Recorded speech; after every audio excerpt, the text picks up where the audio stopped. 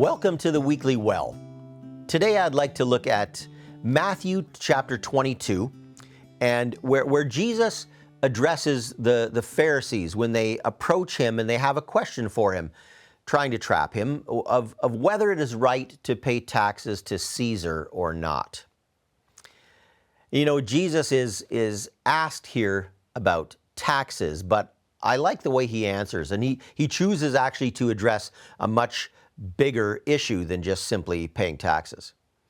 The issue he addresses here is actually about ownership, or more clearly about to whom we actually belong.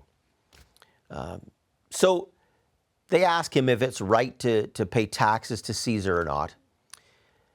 Jesus has some choice words for them, but then asks him to bring him a coin.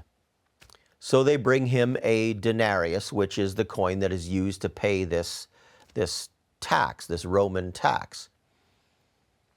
And he asks them a very interesting question. He says, whose image and whose inscription is on this? And depending on the translation you read, some will say whose picture, but I like the translations that say, because I believe it to be correct, whose image is on this. See, that word image is a big deal. It carries with it a lot of weight. And for the Pharisees particularly, it would have carried a ton of weight.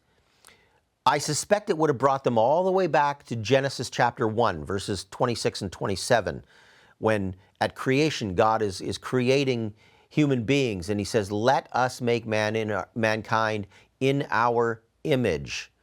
In the image of God, he created him. Male and female, he created them.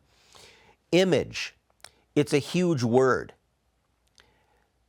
What he's saying is when he asks them about the coin, whose image is on the coin?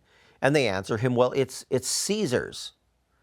Okay, then, he says, give to Caesar what belongs to Caesar, but give to God what belongs to God. Image, or the image stamped on something, clearly in Jesus' mind denotes ownership. The coin has Caesar's image on it, therefore it's Caesar's coin. Give it to him. But we have God's image stamped on us. From creation, it is stamped on us. Not that we look like him or resemble him, but in character, in some of our abilities to reason, to understand good versus evil, all of those things.